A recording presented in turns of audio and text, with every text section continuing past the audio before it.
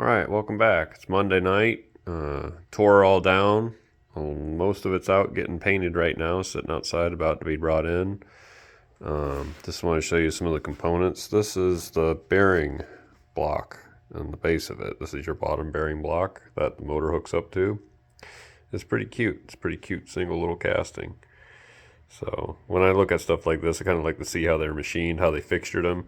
You can see it's just turned and bored, so they must have had a fixture, way back in the day. They had a fixture on the lathe that grabbed this, turned it, they ran it, bored it, and then flipped it, faced an end off. So I always like dissecting projects like this and looking at the tells on the machining marks and how they did them. I asked the question, is it like as good as a modern bandsaw, like with the blade guides and everything? It doesn't have ball bearings on the sides, but it's got a ball bearing backer right here, which that's pretty pimping for the 20s to have a ball bearing right there, to have any kind of, ball bearing on that. So that's pretty cool. And that's going to work fine. Your top, which this will all be cast, aluminum now, junk, but these are all cast iron, gray iron, and everything's really nice and quaint. Makes sense. It's stout.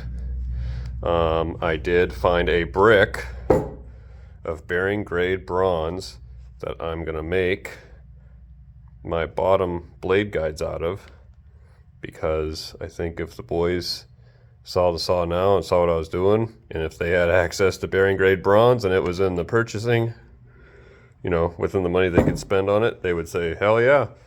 So it's coming together beautifully. Everything came apart decent. Had to do some cursing, but it's apart.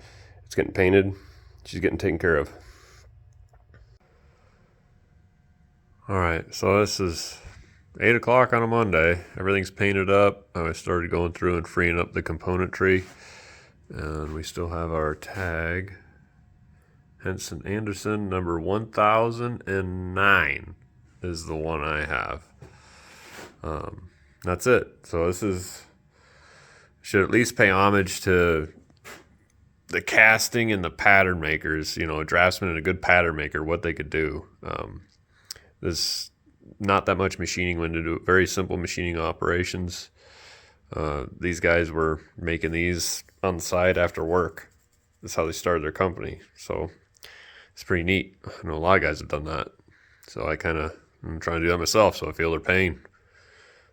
It's kind of neat. So the last guys that probably put this together 100 years ago, taking it apart, getting it all back to running.